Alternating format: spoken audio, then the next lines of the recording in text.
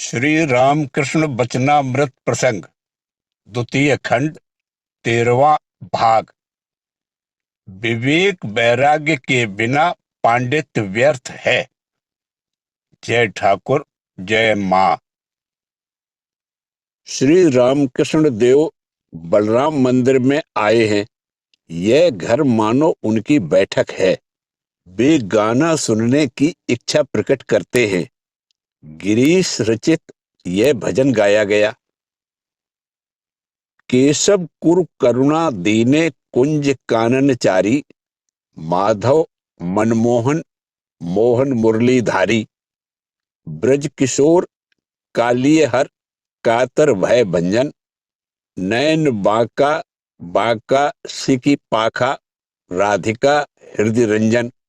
गोवर्धन धारण वन कुसुम भूषण, दामोदर कंस दर्पहारी, श्याम रास रस बिहारी। यह भजन ठाकुर को बहुत पसंद आया। पूछने पर पता चला कि गिरीश ने ही चैतन्य लीला के सभी गीतों की रचना की है। यह गाना मंच पर सामूहिक रूप से गाया जाता है। एक ओर पुरुष और दूसरी ओर स्त्रियां एक एक पद बारी बारी से गाते हैं। गीत की रचना इस प्रकार से हुई है कि इसमें ब्रज के गोप और गोपियों दोनों का भाव व्यक्त होता है। एक ओर कृष्ण का पौरुष और दूसरी ओर उनका मनोहारी रूप अभिव्यक्त होता है। इसके बाद ठाकुर के निर्देश पर गायक तारापद निताई के भाव का पद गाते हैं। किशोरीर प्रेम निभि आए, प्रेमेर जोयार बये जाए। भावार्थ है, किशोरी का प्रेम अगर तुझे लेना है तो चला आ, प्रेम का ज्वार बहा जा रहा है। श्री गौरांग को किशोरी कहा गया है। श्री गौरांग को देखकर उनके भाव को अनुभव कर निताई गाते हैं। महाप्रभु राधा भाव में भावित हैं। राधा भाव द्युति सुललित तनु। श्री राधा का भक्ति भाव और अंग कांति ग्रहण कर वे अवतीर्ण हुए हैं। श्री गौरांग का भाव अवलंबन कर एक और भजन हुआ। किसके भाव में गौरांग के वेश में नदिया में आकर तुमने प्राणों को शीतल कर दिया। वे श्री राधा और श्री कृष्ण के सम्मिलित विग्रह हैं। यही भाव इस गीत में समझाया गया है।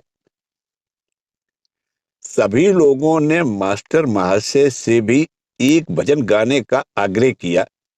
मास्टर महाशय का कंठ मधुर था।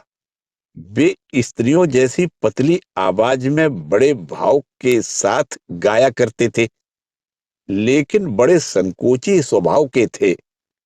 इसलिए धीमी आवाज में क्षमा मांगने लगे।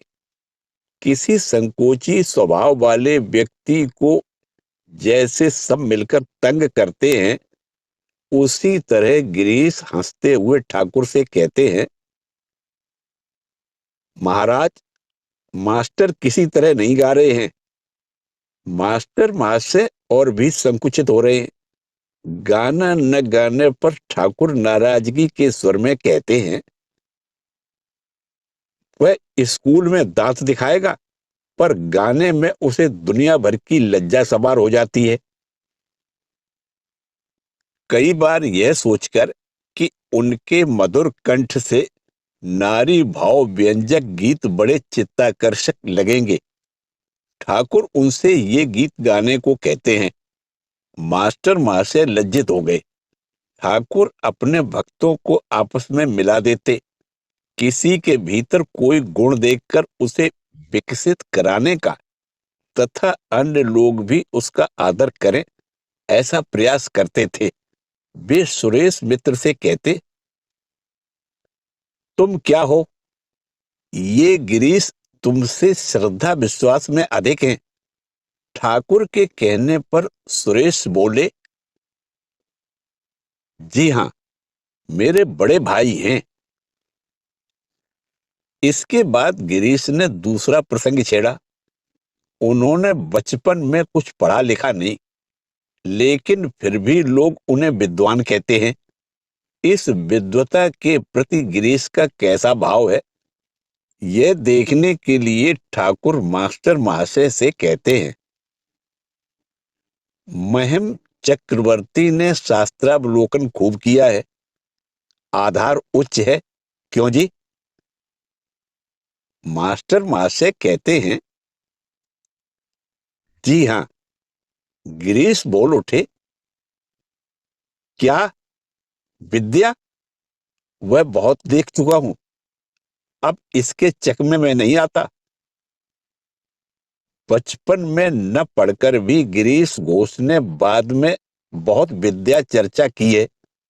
अब ठाकुर के पाद पद्मों में आकर उन्होंने नई विद्या सीखनी शुरू की है, इसलिए कहते हैं अब इसके चकमे में नहीं आता। वे विद्या की असारता समझ गए हैं। शास्त्र की प्रयोजनीयता। गिरीश के इस अभिमान शून्य भावना से प्रसन्न होकर ठाकुर हंसते हुए कहते हैं, यहाँ का क्या भाव है जानते हो? पुस्तक, शास्त्र, ये सब केवल ईश्वर के पास पहुंचने का मार्ग ही बताते हैं। मार्ग उपाय के समझ लेने पर फिर पुस्तकों और शास्त्रों की क्या जरूरत है? तब स्वयं अपना काम करना चाहिए। फिर वे खोए हुए पत्र की बात कहते हैं। चिट्ठी कहीं खो गई थी, खोजने ढूंढने पर मिली। उसमें लिखा था 5 शेर संदेश, 1 धोती इत्यादि भेजो। तब चिट्ठी को फेंककर सामान की खोज में निकलना पड़ता है। शास्त्र भगवान के पास पहुंचने का मार्ग बताते हैं, लेकिन किताब बंद करके बैठ जाने से या लोगों के सामने उस बात को बार बार कहने से क्या लाभ? शास्त्र की सार्थकता तो तब होगी जब उन्हें समझकर जीवन में उतारने की चेष्टा की जाएगी। इसके पहले तक तो वह केवल चिट्ठी के खबर के समान समाचार या पांडित्य मात्र है। भगवान को पाने का उपाय जान लेने तक शास्त्र का मूल्य है। तद उपरांत चिट्ठी की भांति ही उसे छोड़ देना चाहिए। शास्त्र निर्दिष्ट पथ पर आगे बढ़ने में ही शास्त्र की सार्थकता है। ठाकुर ने इस बात को अनेक प्रकार से समझाया है। शास्त्रों में उनको पाने के उपायों की ही बातें तुम्हें मिलेंगी, परंतु खबरें लेकर काम करना चाहिए, तभी तो वस्तु लाभ होगा। केवल पांडित्य से क्या होगा? बहुत से श्लोक और बहुत से शास्त्र पंडितों के समझे हुए हो सकते हैं, परंतु संसार पर जिसकी आसक्ति है, मन ही मन कामिनी और कांचन पर जिसका प्यार है, शास्त्रों पर उसकी धारणा नहीं हुई, उसका पढ़ना व्यर्थ है। पंचांग में लिखा है कि इस साल वर्षा खूब होगी, परंतु पंचांग को दबाने पर एक बूंद भी पानी नहीं निकलता। इसका अभिप्राय यह है कि उपदेशों को आचरण में न उतार कर केवल आवृत्ति करते रहना, यह तो मानो उन्हें ढोना मात्र है। शास्त्र में इसे कहते हैं दर्वी पाक रसम यथा। करछुल से सुस्वादु भोजन परसते हैं, लेकिन करछुल को इसका स्वाद नहीं मिलता, क्योंकि स्वाद ग्रहण करने वाली इंद्रिय उसके पास नहीं है। पंडित भी केवल करछुल के समान हैं, जड़ पदार्थ हैं, जो केवल शास्त्र चर्चा करते हैं पर उसे जीवन में उतारने की चेष्टा नहीं करते।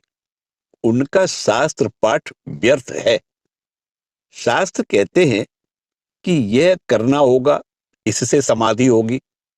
इन सब बड़ी बड़ी बातों को कंठस्थ करने तथा उसकी बार बार आवृत्ति करने से जीवन में क्या लाभ होता है? स्वामी जी ने कहा है, बहुत पढ़ लिख कर आदमी पंडित मूर्ख हो जाता है। ठाकुर कहते हैं, यदि पंडित में विवेक वैराग्य न हो तो वह घास फूस जैसा प्रतीत होता है, उसका पांडित्य व्यर्थ है। शब्दों की फुलझड़ी, वक्तृता का प्रवाह मुख से झर रहा है। एक एक शब्दों की भिन्न भिन्न प्रकार से व्याख्या हो रही है। इससे लोगों से वाहवाही मिलती है, लेकिन अपना क्या हुआ? शंकराचार्य कहते हैं, बाग बैखरी शब्द झरी, शास्त्र व्याख्यान कौशलम, वैदुष्यम विदुषाम तद्वद भुक्तये न तु मुक्तये। इन सब व्याख्याओं से अर्थ, यश, मान सम्मान आदि भोग सुख प्राप्त होते हैं, लेकिन आध्यात्मिक जीवन में इसका कोई मूल्य नहीं है, बल्कि बाधा ही बनती है। पांडित्य का अभिमान होता है। दूसरों को मुक्त करने के लिए जो पांडित्य है, ठाकुर की दृष्टि में उसका मूल्य फूटी कौड़ी भी नहीं है। ठाकुर एक विख्यात भागवती पंडित की कहानी बताया करते थे। पंडित शास्त्र चर्चा करने के बाद राजा से पूछा करते, राजन, समझे या नहीं? राजा भी प्रति प्रश्न करते, पंडित जी, समझे या नहीं? इस प्रकार कुछ दिन प्रश्न प्रति प्रश्न चलने के बाद पंडित के भीतर शुद्ध बुद्धि का उदय हुआ। वे समझ गए कि सारा जीवन उन्होंने भागवत की केवल व्याख्या ही की है, जीवन में उसे लगाया नहीं है। यही सोचकर उन्होंने संसार का त्याग कर दिया। जाते समय वे राजा के पास खबर भेजते गए, राजन, अब मैं समझ गया हूं। भागवत में मन को शुद्ध कर उसे जीवन में समर्पित कर देने का उपदेश है। जब तक यह नहीं करते तब तक यथार्थ समझना नहीं होता। इसलिए ठाकुर कहते हैं, पंडित खूब लंबी बातें तो करते हैं, परंतु उनकी नजर कहां है? कामिनी और कांचन पर, देह सुख और रुपयों पर। गिद्ध बहुत ऊंचे उड़ता है, परंतु उसकी नजर मरघट पर ही रहती है। वह बस मुर्दे की लाश ही खोजता रहता है। कहां है मरघट और कहां है मरा हुआ बैल? अब ठाकुर की नजर संभवतः नरेंद्र की ओर गई। इसीलिए वे गिरीश से कह रहे हैं, नरेंद्र बहुत अच्छा है, गाने बजाने में, पढ़ने लिखने में, सब बातों में पक्का है। इधर जितेंद्रिय भी है, विवेक और वैराग्य भी है, सत्यवादी भी है, उसमें बहुत से गुण हैं। मास्टर महाशय से भी पूछते हैं, क्यों जी, कैसा है? अच्छा है ना खूब? मास्टर महाशय भी समर्थन करते हैं, जी हाँ, बहुत अच्छा है। यह सब कहने के पीछे दो उद्देश्य हैं। पहला तो यह कि भक्तों के बीच आपस में प्रगाढ़ संपर्क, प्रीति और श्रद्धा का भाव स्थापित करना। दूसरा यह कि ठाकुर जब एक व्यक्ति में किसी गुण की प्रशंसा करते तो लोग सोचते कि वे इन गुणों को पसंद करते हैं, अतः अपने भीतर उन्हीं गुणों का विकास करने का प्रयत्न करना होगा। इसी कारण वे एक के सामने दूसरे की प्रशंसा करते थे। गिरीश घोष। कुछ पहले ठाकुर ने गिरीश के बारे में चर्चा की थी, अब फिर से उसे दोहराते हुए कहते हैं, देखो, उसमें खूब अनुराग और विश्वास भी है। मास्टर अबाक होकर एक दृष्टि से गिरीश को देख रहे हैं। गिरीश अभी कुछ दिनों से ठाकुर के पास आ रहे हैं, लेकिन मास्टर ने देखा मानो वे चिर परिचित हैं, बहुत दिनों का साथ है, परम आत्मीय हैं, मानो एक धागे में पिरोए हुए मणियों में से एक हों। गिरीश के साथ ठाकुर का अद्भुत संबंध हमारे लिए कल्पनातीत है। ठाकुर गिरीश के सैकड़ों अत्याचार सहते हैं। कभी कभी वे ठाकुर को अनुचित गालियां भी बक देते हैं। एक दिन की बात है, नशे में डूबे हुए गिरीश ने ठाकुर के प्रति अत्यंत अपमानजनक शब्द कह दिया। ठाकुर के दक्षिणेश्वर चले जाने के बाद गिरीश सोचते हैं, इतना क्या कोई सहन कर सकता है। अब तो उनके पास जाने का रास्ता बंद हो गया, और यदि मैं उनके पास न जा सका तो मेरा जीवन ही व्यर्थ है। इसी पश्चाताप और अश्रुधारा में गिरीश डूबते चले जा रहे हैं। इधर दक्षिणेश्वर में ठाकुर अधीर हो उठे। कहते हैं,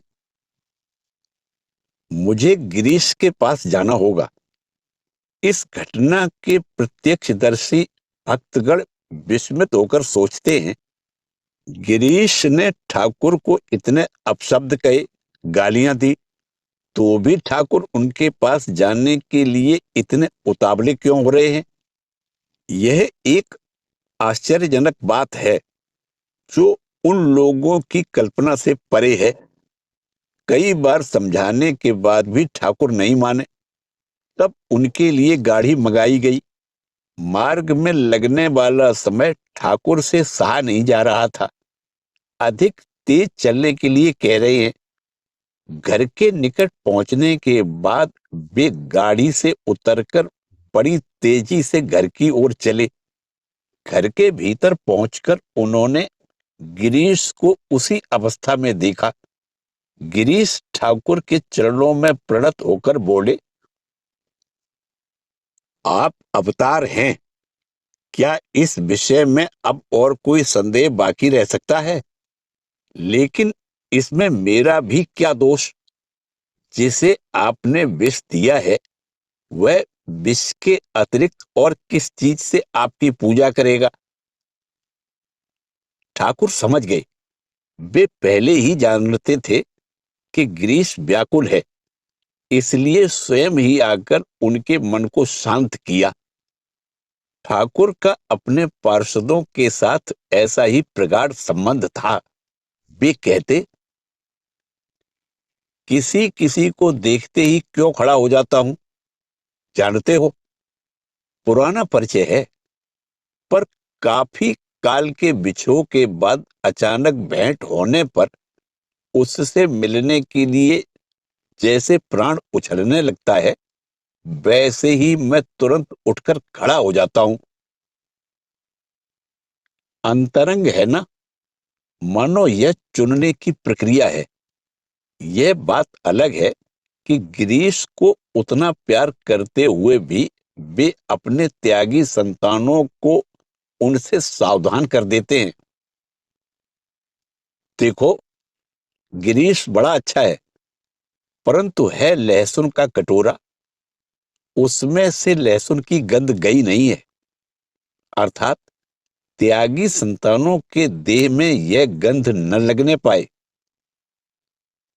जो गिरीश को अच्छा कहकर इतनी प्रशंसा करते हैं, उनके प्रति भी भक्तों को सावधान कर देते हैं। गिरीश ठाकुर को कटु वचन कहते हैं, और ठाकुर को उसे प्रसन्नता पूर्वक ग्रहण करते देखकर एक भक्त ने सोचा कि इस प्रकार गाली देने से लगता है ठाकुर प्रसन्न होते हैं। एक बार उन्हें गिरीश के अनुकरण पर कुछ कुछ उसी तरह का उच्छृंखल व्यवहार करते देखकर ठाकुर हंसते हुए बोले, अरे, तेरा वह भाव नहीं है। नरेंद्र व गिरीश के लिए जो पथ्य है वह दूसरों के लिए नहीं है। ठाकुर इस मामले में बड़े सावधान होकर बड़े हिसाब से देखते कि किसके लिए कौन सा पथ्य उचित है। दूसरों का इस तरह अनुकरण करने से अकल्याण होता है। एक दिन तारक अर्थात स्वामी शिवानंद जी को अपने उपदेश नोट करते देखकर वे हंसते हुए बोले, यह काम तेरा नहीं है, इसके लिए दूसरा आदमी है। श्री मास्टर महाशय लिखा करते थे, इसीलिए ठाकुर उनसे पूछते थे, अच्छा, उस दिन अमुक के घर जाकर मैंने क्या कहा था, बताओ तो। मास्टर महाशय के बताने पर कहते, और क्या कहा था। इस तरह खोद खोद कर देख लेते कि पूरे दिन की बातें मास्टर महाशय को याद हैं या नहीं। फिर संशोधन करते हुए कहते, नहीं, वैसे नहीं, इस प्रकार कहा था। यह मानो छपने के बाद भूल सुधार के लिए प्रूफ देखने जैसा था। श्री मास्टर महाशय के द्वारा यह कार्य कराना था, इसीलिए वे उन्हें इस प्रकार से तैयार करते हैं। फिर इसी तरह वे नरेंद्र को संघ नेता के रूप में गढ़ते हैं। उनकी उम्र उस समय बहुत से अन्य गुरु भाइयों की अपेक्षा कम थी, फिर भी वे उनके भीतर भावी नेता को देखते हैं। सभी से प्रत्यक्ष रूप से कहते हैं, नरेंद्र शिक्षा देगा। उनके गुरु भाइयों ने भी समझ लिया कि नरेंद्र ठाकुर द्वारा चिन्हित नेता हैं। अतः नरेंद्र के आदेशानुसार चलना ही उचित है। इसीलिए मतभेदों के बावजूद वे नरेंद्र के नेतृत्व को निसंदिग्ध भाव से स्वीकार करके उनके आज्ञाकारी रहे। पहले से ही ठाकुर ने उन्हें इस प्रकार से तैयार किया है। गिरीश को भी वे विश्वास के दृष्टांत रूप से छोड़ जाने के लिए गढ़ रहे हैं। इसी प्रकार वे अपने पार्षदों में एक एक अलौकिक दृष्टांत रख गए हैं। उनमें से एक एक जन एक एक भाव के दिक्पाल हुए। एक एक के भीतर एक एक भाव प्रस्फुटित हो उठा था। उनके जीवन में उसे पूर्ण रूप से प्रस्फुटित करने के लिए ठाकुर उन्हें प्रोत्साहित करते हैं और अन्य किसी को उसका अनुकरण करते देख उसे मना करते हैं। कुशल गृहिणी की भांति जिसके पेट के लिए जो उपयुक्त है तद अनुसार भोजन की व्यवस्था करते हैं। उन्हीं के शब्दों में, जिसके पेट में जो सहता है मां वही देती है। प्रत्येक के भीतर वे एक पृथक भाव या आदर्श विकसित कर रहे हैं और इसी का एक दृष्टांत यहां वे दे रहे हैं। अब नारायण ठाकुर से पूछते हैं कि उनका गाना होगा या नहीं। इस प्रश्न पर साधारण व्यक्ति सोचेगा कि नारायण लड़का है और वह ठाकुर से फिर पूछता है कि गाना होगा कि नहीं। वास्तव में उनके बीच ऐसा ही संबंध था। जिस तरह सपेरे के बीन से सांप सम्मोहित हो जाता है, उसी तरह ठाकुर के भजन गाने पर उनके पार्षद गण मुग्ध, अभिभूत और भाव विभोर हो जाते थे। संगीत और ईश्वरीय भाव। ठाकुर अपने भक्तों को भोर के समय किस प्रकार साधन भजन करने का निर्देश देते थे, इस विषय में एक दिन पूछे जाने पर स्वामी शिवानंद जी महाराज ने कहा था, अरे भाई, ठाकुर बड़े सवेरे उठकर मधुर स्वर में भगवान नाम का उच्चारण करते थे, इतने मधुर स्वर से कि पत्थर पिघल जाए। तब साधन भजन जप ध्यान के बिना ही खूब मन ऊंचाई पर उठ जाता था। संगीत का ऐसा ही प्रभाव है और उनके मधुर कंठ से निःसृत संगीत का प्रभाव तो और भी अद्भुत था। ठाकुर के भक्त कहते कि उनका और नरेंद्र का गाना छोड़कर और किसी का गाना कानों को नहीं सुहाता। अद्भुत था वह संगीत। उनके शिष्यगण उसे साधना का एक अंतरंग उपाय मानते। वे सभी भजन गाते थे तथा उनमें से अनेक सुकंठ गायक थे। अद्भुत था वह गायन। वही गाना जब इतना मधुर लगता तो फिर जिस गाने से वे लोग सम्मोहित होते थे वह गाना कितना मधुर होता होगा। स्वामी जी के समान उनके गुरु भाइयों को हो सकता है कि शास्त्रीय संगीत का उतना विशद ज्ञान न रहा हो, परंतु उन सभी में भजन संगीत की भावधारा मानो उनके संपूर्ण हृदय को निचोड़कर निःसृत होती थी। जो साधक थे उनका यही प्रयास रहता कि उनमें भी यही संगीत प्रेम उत्पन्न हो। संगीत के आनंद के द्वारा भगवदानंद का रस लोगों के मन में प्रवाहित होगा। इसीलिए ठाकुर चाहते कि सबको संगीत के प्रति आकर्षण हो। ठाकुर के सब शिष्यगण भी यही चाहते थे। स्वामी ब्रह्मानंद जी अपने सेवकों में सदा कुछ सुकंठ गायक भी रखते थे। सुकंठ होने के कारण वे उन्हें प्यार करते और उनसे भजन सुनते। महाराज के सामने गाने से उसकी मर्यादा बढ़ जाती थी। एक ओर रहता भजन का सुर तथा भाव माधुर्य और दूसरी ओर महाराज का भाव गांभीर्य एवं बीच बीच में समाधि में चले जाना। जो लोग वहां उपस्थित रहते वे इसकी संक्रामक शक्ति के द्वारा एकदम अभिभूत हो जाते। इसी को संगीत का माधुर्य कहते हैं। श्री रामकृष्ण देव मधुर कंठ से मां के भजन गा रहे हैं, जिनके भावार्थ इस प्रकार हैं। रे मन, अपनी प्यारी श्यामा मां को हृदय में यत्न पूर्वक रखना। मां स्वयं आनंदमयी होकर तुम मुझे निरानंद न करना। शिव के साथ तुम सदा आनंद में निमग्न रहा करती हो।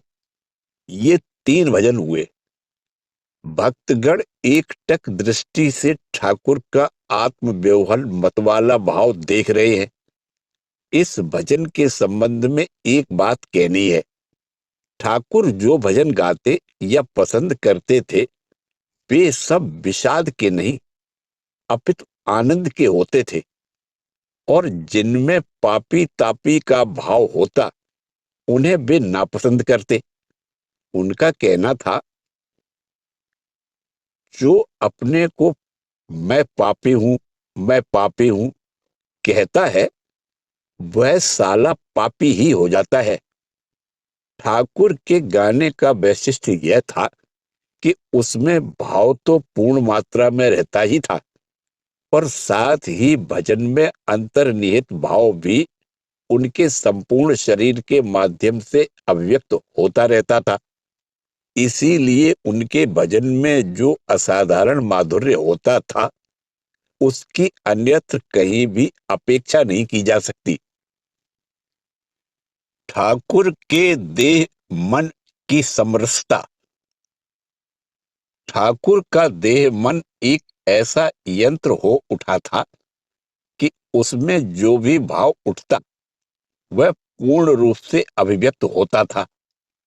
जैसे एक छोटा बच्चा सरल होता है और उसके मन में कोई भाव उठने पर उसके समस्त देह से वह प्रस्फुटित हो उठता है। उसके बोलने पर ध्यान दिया जाए तो पाएंगे कि वह अपने पूरे शरीर से ही बोल रहा है। ठाकुर का भी ठीक इसी प्रकार था। जिस देवता का चिंतन या भाव मन में उठता उनकी देह भी उसी भाव में भावित हो जाती थी। इस प्रकार के अनेक दृष्टांत वचनामृत में तथा अन्यत्र मिलते हैं। उदाहरणार्थ, जब ठाकुर श्याम पुकुर के मकान में निवास कर रहे थे, तो वहां उनके आदेशानुसार काली पूजा का आयोजन हुआ। प्रतिमा अब तक नहीं आई थी। कौन पुजारी होगा, यह भी निश्चित नहीं हुआ था। पूजा के बारे में बोलते बोलते ठाकुर अचानक ही मां के भाव में ऐसे निमज्जित हो गए कि वे बराबर मुद्रा में खड़े हो गए। तब गिरीश आदि भक्तों ने सोचा कि अब मिट्टी की प्रतिमा की क्या आवश्यकता, ये ही तो मां है, साक्षात मां। तब सभी जय मां कहते हुए ठाकुर के चरणों में पुष्पांजलि देने लगे। ठाकुर समाधिस्थ हुए। अलौकिक नहीं, अपितु लौकिक दृष्टि से देखना होगा कि विशेष काल महात्म्य के अनुसार ठाकुर के अंतःकरण में जो भाव जागृत होता था, उनकी समस्त देह भी उसी में रूपांतरित हो जाती थी। काली पूजा के दिन मां का चिंतन होते ही उनका उसी भाव में रूपांतरण हो गया। यह शास्त्र का सिद्धांत है। दीर्घ साधना के बाद साधक इस अवस्था की किंचित उपलब्धि कर सकता है। उपासना शब्द की व्याख्या इस प्रकार की गई है, जिनकी उपासना हो रही है, उनका चिंतन करते करते उपासक उपास्य में रूपांतरित हो जाता है। जिन्होंने भी ठाकुर को देखा था, उन्होंने यही बात कही। केवल श्याम पुकुर ही नहीं, अन्यत्र भी इस प्रकार की अनेक घटनाएं हुई। यह जगन माता के हाथों से बनाया हुआ एक ऐसा दोष रहित यंत्र है कि जिसका प्रत्येक तार भावों के साथ एक स्वर से मिला हुआ है और उनका पूरा शरीर इसी भाव को चारों ओर से प्रवाहित कर रहा है। भावों की यह पूर्णांग अभिव्यक्ति, समस्त देह मन के द्वारा भाव का यह अनुसरण केवल श्री रामकृष्ण देव के समान अवतारी पुरुषों के जीवन में ही संभव है। जय ठाकुर, जय मां।